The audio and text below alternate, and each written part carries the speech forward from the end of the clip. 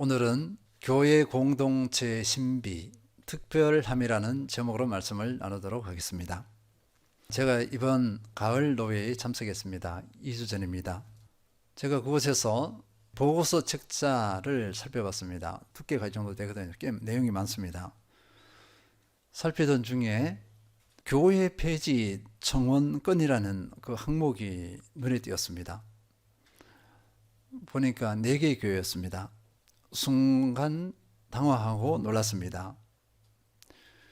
저희 총회 총 노회수가 정확하게 69개입니다.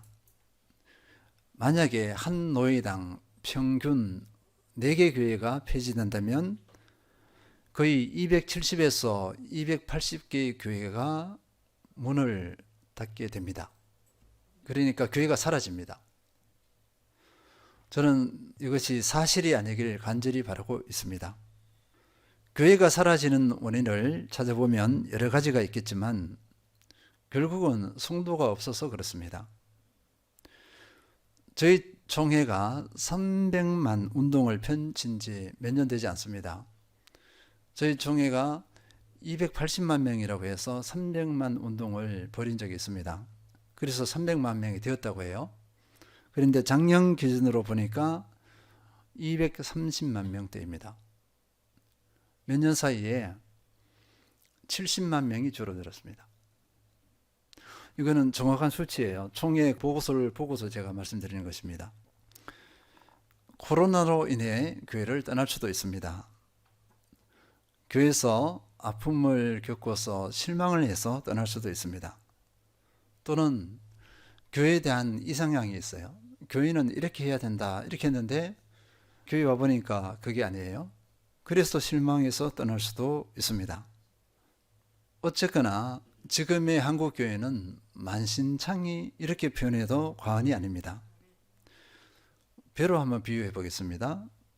배가 낡아져서 녹이 슬고 삐그덕거리고 상하 좌우로 심하게 요동치고 있습니다. 안전할 것 같지 않습니다. 항해를 계속할 수 있을지 의심되는 배, 그 배로 상상해 보면 될 것 같습니다. 그런데 우리는 실감을 하지 못하는 것 같습니다. 아마 우리 교회는 전혀 그렇지 않다. 우리 교회는 건강한 교회이다. 보세요. 우리 교회가 얼마나 따뜻하고 사랑이 넘치고 가족적입니까? 우리 교회에 다니는 것이 행복합니다. 이렇게 해서 실감을 못할 수도 있습니다. 이건 아주 복된 것입니다. 다른 한편으로는 무관심해서 그럴 수도 있습니다. 오늘은 종교개혁주일입니다. 이런 여러 상황과 관련해서 교회가 어떤 공동체인지 다시 확인해 보고자 합니다. 세상 공동체와 교회 공동체가 다른 점이 무엇인가? 교회를 함부로 해도 되는가? 그러면 내가 교회에 마음이 들지 않아서 떠나는 거, 그것이 정당한가?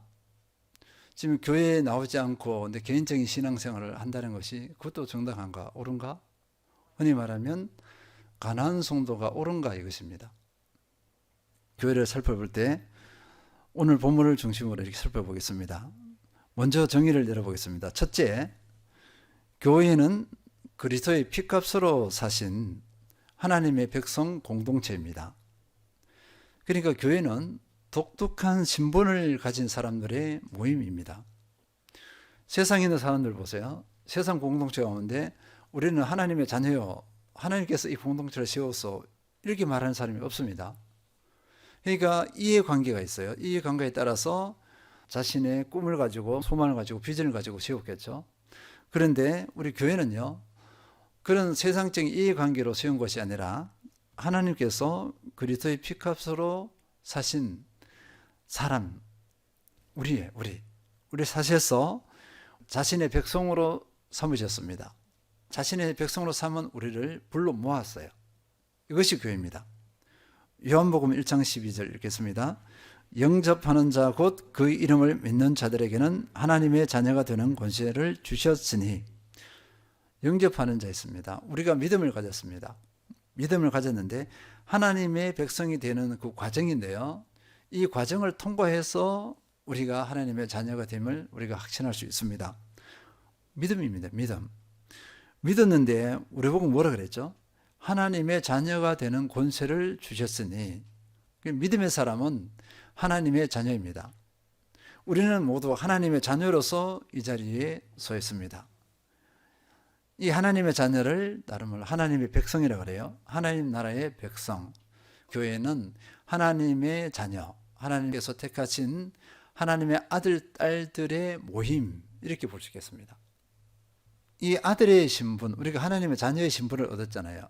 하나님 나라의 백성이 되는데 그저 얻어지는 것이 아닙니다. 대가 지불을 요구했습니다. 그 대가 지불 내가 한 것이 아니에요.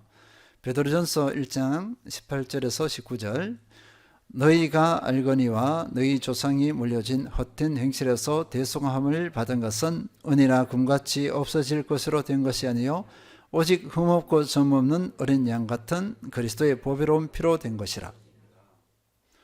예수 그리스도의 보배로운 피값으로 우리가 하나님의 자녀가 되었습니다. 하나님의 백성이 된 거예요. 그저 된 것이 아닙니다. 그러니까 교회 공동체는 세상 공동체와 다릅니다. 아주 특별함이 있습니다. 또는 이것을 가지고 교회 공동체의 신비, 이렇게 표현하기도 합니다. 신비하죠. 고린도전서 6장 19절에서 20절, 너희 몸은 너희가 하나님께로부터 받은 바 너희 가운데 계신 성령의 전인 줄을 알지 못하느냐? 너희는 너희 자신의 것이 아니라 값으로 산 것이 되었으니 그런즉 너희 몸으로 하나님께 영광을 돌리라. 이 말씀에서도요, 값으로 산 것이 되었으니 이렇게 했습니다. 그리스도 피값으로 사셔서 우리를 이제 교회로 삼으셨습니다. 다시 확인합니다. 세상의 이해관계로 모인 공동체가 아닙니다. 하나님의 피값으로, 그리스도의 보배의 피값으로 사신 거룩한 생명의 공동체입니다. 분명한 것은 사람이 세운 것이 아니고 하나님께서 세우셨습니다. 우리 한매교회가 지금 이 지하의 공간에 교회를 세우고 함께 이렇게 모여 있습니다. 어떻게 보면 사람이 뜻으로 세웠을까 한번 물음표를 던져볼 필요가 있습니다. 교회는 사람의 뜻으로 세워지지 않습니다. 만약에 사람의 뜻으로 세워지면 그것은 교회가 아니죠. 세상 공동체와 다를 바가 없어요. 그런 교회는 곧 없어져 버립니다. 유지를 못합니다. 교회가 유지되려면 하나님께서 주인이 되어져서, 머리가 되어져서 직접 교회를 운행하셔야 돼요. 그래야 교회가 유지되어집니다. 아니면 교회는 사라집니다. 오늘 본문을 보면요, 교회의 독특성이 있습니다. 고린도전서 12장 26절, 만일 한 지체가 고통을 받으면 모든 지체가 함께 고통을 받고 한 지체가 영광을 얻으면 모든 지체가 함께 즐거워하느니라. 교회는요, 함께 이렇게 합니다. 뒤에 오겠지만 몸으로 비유했어요. 몸의 한 지체, 지체라고 했거든요. 그런데 이 교회는 어떻게 하느냐? 분명히 떨어져 있습니다. 떨어져 있는 존재인데 성도 한 사람이 고통을 당한다. 그러면 모두가 고통을 당한다는 것입니다. 성도에게 기쁨이 있으면 모두가 함께 기뻐한다. 이것이 교회입니다. 이것을 다른 말로 어떻게 표현하는지 아세요? 영적인 가족 공동체입니다. 가족이니까 그렇습니다. 가족들은 슬픔과 기쁨을 같이 해요. 남들은 이해하지 못합니다. 남들은 기쁨 그냥 무시할 수도 있어요. 부족한 것, 연약한 것들에 대해서 이렇게 손가락질 할 수 있습니다. 근데 가족들은 그렇게 하지 않아요. 같이 품고 같이 안고 같이 갑니다.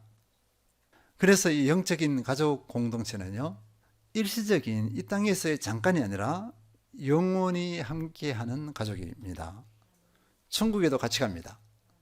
육신의 가족은 천국까지는 못 가요.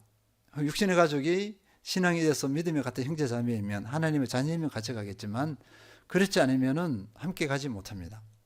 영적 가족이 어떻게 보면 육신의 가족보다 더 중요할 수가 있어요. 왜냐하면 영원히 가기 때문에 그렇습니다. 로마서 12장 15절, 즐거워하는 자들과 함께 즐거워하고 우는 자들과 함께 울라. 사도 바울은요, 우리 믿음의 사람 사이에서 일어나는 모든 일들 가운데 공동체에서 함께 즐거워하고 함께 울라 이렇게 했습니다. 가족이니까. 너무나 단순합니다. 어떤 교회에서는 영가족이라는 단어를 쓰더라고요. 영적 가족이죠. 영적 가족을 적을 빼고 영가족 이렇게 하는데, 우리도 수시로 영가족, 영적 가족 이 단어를 써야 합니다. 가족 의식을 서로 느꼈으면 좋겠어요. 우리 교회 오시는 분들 누구나 이 교회 오니까 가족 같다, 이 단어가 나와야 됩니다. 이 말이 나와야 될 줄 믿습니다. 어떻게 하죠? 우리에게 달려 있습니다. 미리 있는 우리가 가족같이 지내면은 그걸 보고서 가족 같네 이렇게 하는 것입니다.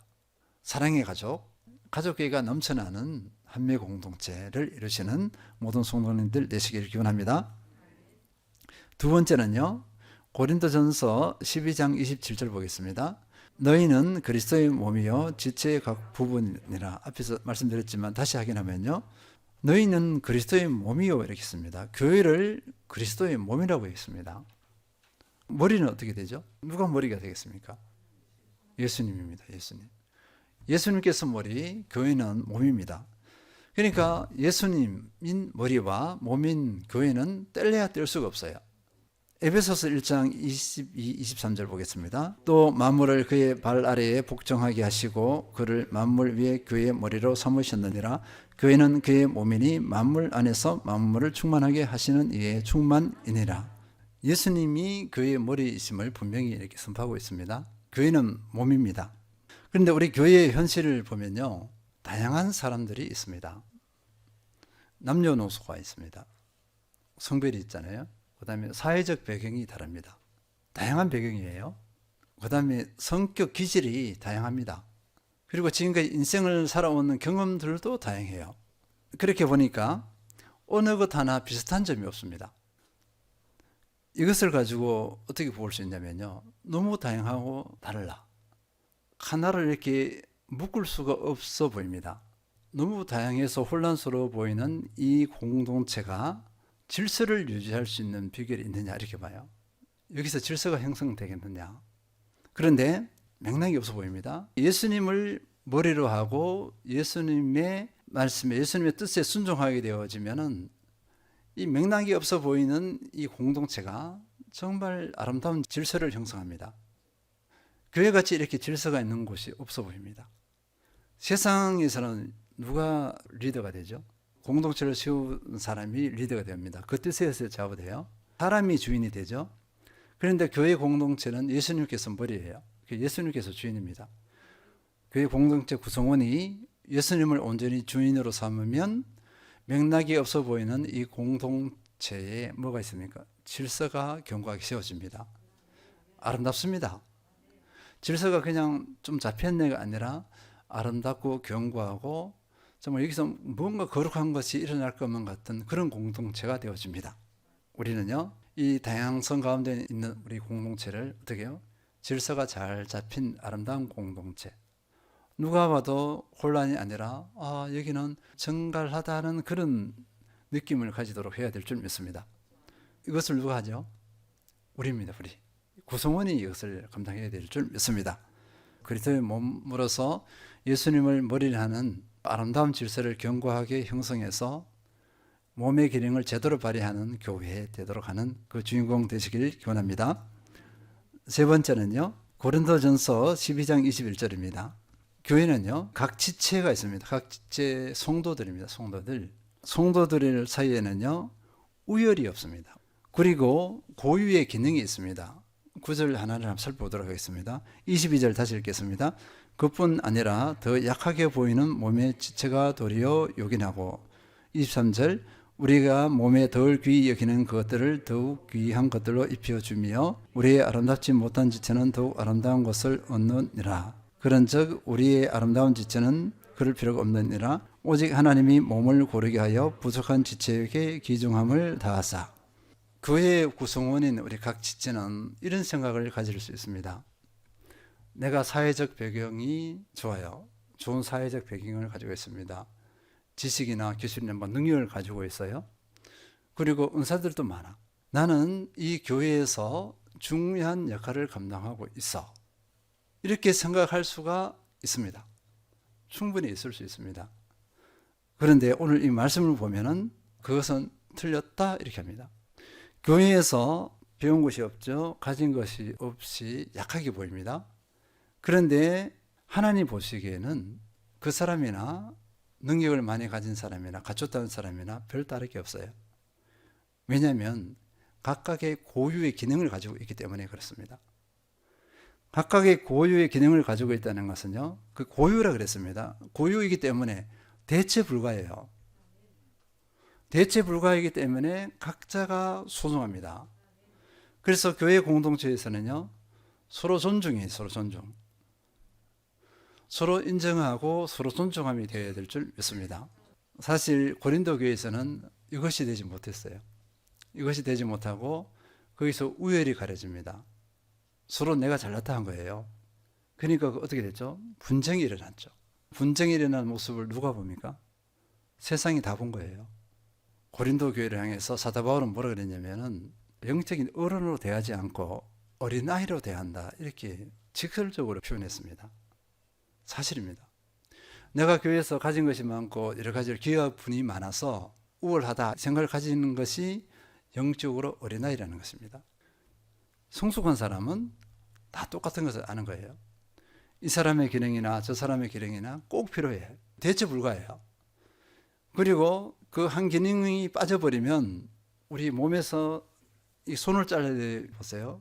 손 이거 별것 있어 이렇게 해서 눈이 중요하지 심장이 중요하지 손은 아무것도 아니냐고 잘랐어요. 그러면 어떻게 될까요? 우리 몸에 여기 작은 가시가 하나가 박혀도 온몸이 고통을 당합니다. 그리고 몸의 기능을 제대로 발휘하지 못해요. 그런데 이것을 잘라서 필요 없다고 이렇게 해요. 그러면 교회의 기능을 제대로 발휘하지 못합니다. 건강하지 않는 교회가 되어버립니다. 이 원리를 알아야 될 줄 믿습니다. 그렇게 해서 25절 보니까 몸 가운데서 분쟁이 없고 오직 여러 지체가 서로 어떻게 같이 돌보게 하셨느니라.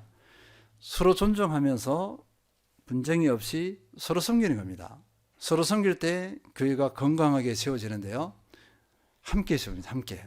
나 혼자만이 아니라 교회 전체가 든든하게 세워집니다. 교회가 성장한다, 성숙해진다는 것을 함께 누려요. 이런 교회는요, 흔히 말하는 복된 교회다 이렇게 합니다. 참 복받는 교회다 이렇게 평가하기도 합니다. 고린도전서 12장 21절 이렇게 씁니다.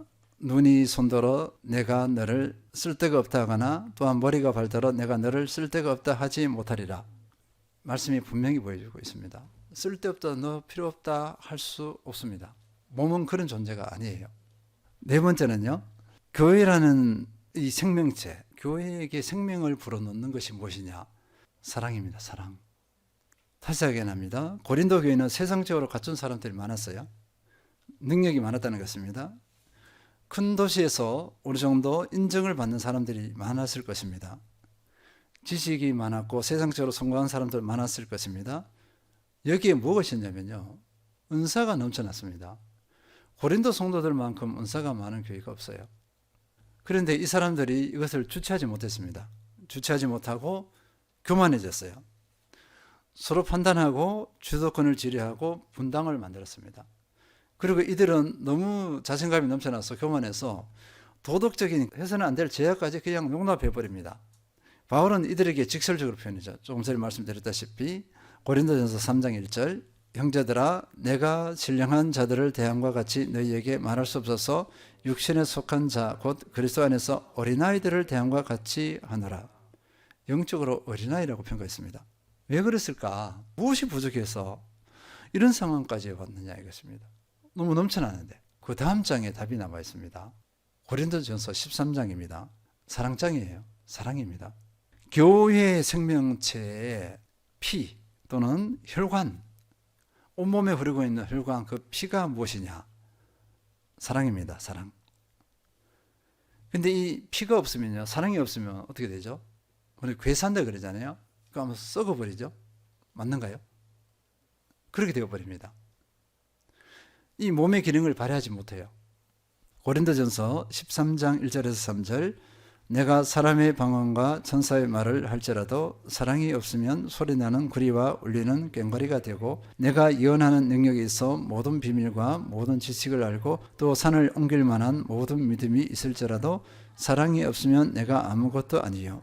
내가 내게 있는 모든 것을 구제하고 또 내 몸을 부사르게 내줄지라도 사랑이 없으면 내게 아무 유익이 없느니라. 사랑의 가치입니다. 사랑은 이런 가치가 있어요. 방언 천사의 말, 이 사람이 언어를 너무 잘해.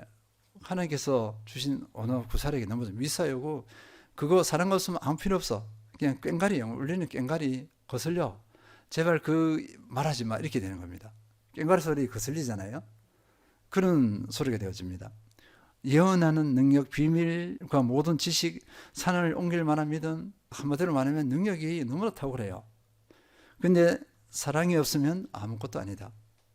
사랑에 빠져버린 그런 능력은 무가치한 것이다. 이렇게 됩니다. 이제는 점점 더 강해집니다. 뭐냐면 내게 있는 모든 거, 내 재산을 다 털어냈어요. 털어내서 구제한 데 썼어. 다른 사람을 섬긴 데 다 썼어요. 나는 빌들들이야. 여기서도 이 복음을 위해서 내 몸을 불사르게 내줬어요. 순교. 이 순교와 같은 그런 충격적인 상황을 당해요. 그런데 사랑이 없으면 내게는 아무 유익이 없다. 이렇게 합니다. 사랑에 대해서 다시 한번 우리가 확인해 볼 필요가 있습니다. 우리가 사랑은 말을 하는데 사랑이 이렇게 큰 것인지 우리가 가장 본질적인 것인지를 생각하지 못했을 거예요. 너무나 쉽게 사랑을 말합니다. 그러나 이 사랑은 쉽게 말할 수 있는 그 단어가 아니에요. 너무나 고귀합니다. 너무나 커요. 우리 신앙은 모든 것을 결정해 버립니다. 뭘로요? 사랑으로 해요. 고린도 성도들요, 사랑이 있었으면 이렇게 했을까요? 그 은사들을 능력, 물질, 재능, 지식 모든 것을 아름답게 사용했겠죠. 그것에 의해 교만하지 않았겠죠. 사랑은 교만하지 않으니까. 사랑은 겸손하니까. 겸손히 감사하면서 그것을 아름답게 사용했을 것입니다. 그러면 교회가 어떻게 세상이 돌을 던지는 그런 교회가 되었을까요? 아니요. 세상 사람들이 나도 저 공동체에 속해야지 하면서 불신자들이 교회로 막 몰려왔을 것입니다. 그런데 고린도 교회는 그러지 못했어요. 고린도전서 13장 8절 사랑은 언제까지나 떨어지지 않아야 돼. 예언도 피하고 방언도 그치고 지식도 펴리라. 예언, 방언, 지식 이 모든 것은 부분적입니다. 완전한 것이 아니에요.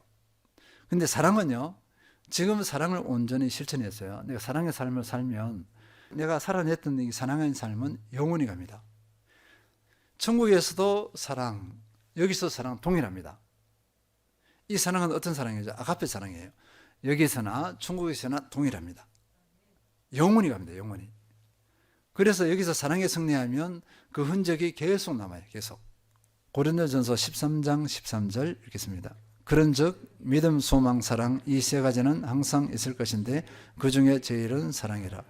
믿음, 소망도 영원하다고 했습니다. 가장 으뜸이 되는 것은 사랑이다. 이렇게 했습니다.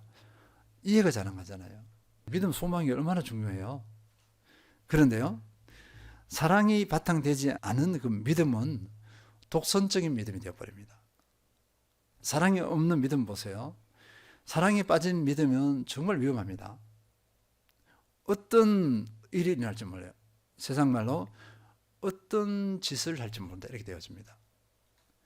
많이 넘어진 분들, 믿음 있다는 많은 분들이 막 죄를 막 지어요. 사랑에 빠졌어요. 사랑에 빠지니까 그 믿음 때문에 교만해지고 죄를 짓습니다. 사랑이 있었으면 절대로 그걸 하지 못해요. 독선적이지 못합니다. 소망은 어떻게 될까요? 사랑에 빠져버린 소망은 개인적인 야망이 되어버립니다. 이기적인 야망이 되어버립니다. 그래서 사랑이 근본이라는 거예요. 은사 및 은사에 사랑이 덧입혀져야 온전한 은사가 되어집니다. 믿음과 소망도 사랑에 기초를 해야 바른 믿음이 되고 바른 소망이 되어집니다. 사랑이 이렇게 중요합니다. 요한복음에서는요, 사랑을 실천할 때, 사랑할 때 제자의 자격이 주어진다 이렇게 하는 거예요. 요한복음 13장 34, 35절 새 계명을 너희에게 주노니 서로 사랑하라. 내가 너희를 사랑한 것 같이 너희도 사랑하라. 너희가 서로 사랑하면 이로써 모든 사람이 너희가 내 제자인 줄 알리라. 세상도 우리가 서로 사랑하면 예수 그리스도의 제자, 예수 그리스도의 사람인 줄 알아요. 우리가 사랑하지 않으면 아무리 능력이 뭐 있어도 우리를 예수 그리스도의 사람으로 인정하지 않습니다. 그래서 제자는 사랑으로서 증명합니다. 능력이 아니에요. 이처럼 우리 교회를 이렇게 살펴보면요, 고귀하고 존귀한 공동체입니다. 특별합니다. 구별됨이 있습니다. 그리고 아름다움이 있습니다. 교회 공동체는요, 세상과 비교할 수 없습니다. 그런데 왜 세상이 교회를 향해서 돌을 던지고 있을까요? 왜 성도가 교회에 실망하고 교회를 떠나버리는가? 교회의 본질을 잊어버렸기 때문입니다. 하나님의 백성의식, 영적 가족의식을 놓쳐버렸습니다. 교회는요, 그리스도의 몸으로서 머리이신 예수님이 교회의 주인입니다. 그런데 사람의 주인이 되어버렸습니다. 교회의 생명력, 교회라는 생명의 피는 사랑임에도 불구하고 사랑이 사라졌습니다. 사랑이 빠지니까 이기적인 종교가 되어버렸습니다. 그래서 개혁이 필요합니다. 개혁은 본질을 회복하는 것입니다. 우리가 교회의 본질을 회복하면 교회는 교회의 원래 모습을 찾습니다. 거창할 것도 없어요. 성경에 나와 있는 대로 그대로 하기만 하면 됩니다. 정리하겠습니다. 교회는 세상 공동체와 같이 이해관계에 의해서 형성된 것이 아닙니다. 하나님께서 그리스도의 피로 살려서 세운 공동체입니다. 하나님의 백성이요, 하나님의 자녀들의 모임입니다. 주님 안에서 희노애락을 영원히 함께하는 영적 가족입니다. 그리스도를 머리로 하는 몸입니다. 주님이 머리가 될 때 다양성 속에 아름다운 질서가 형성됩니다. 그리고 각 지체는 우열이 없고 고유 기능을 가지고 있습니다. 교회는 어느 누구도 소외를 당해서는 안 됩니다. 모두 존중받고 사랑받아야 할 존재입니다. 교회를 교회되게 하는 본질적인 요소가 있습니다. 바로 사랑입니다. 사랑은 몸의 혈관이요 피와 같습니다. 피가 통하지 않으면 그 몸의 지체는 괴사합니다. 썩어 죽습니다. 교회가 이렇게 거룩하고 숭고할지인데 지금 우리 교회는 조롱과 무시를 당하고 있습니다. 교회의 본질적인 기능을 발휘하지 못하고 있습니다. 그래서 개혁이 필요합니다. 교회의 본질을 회복하는 것입니다. 고린도전서 13장 13절 그런즉 믿음, 소망, 사랑 이 세 가지는 항상 있을 것인데 그 중에 제일은 사랑이라. 교회의 본질을 회복해서 이 땅에 세우신 교회의 기능을 온전히 발휘하게 하는 그 주인공 되시길 축원드립니다.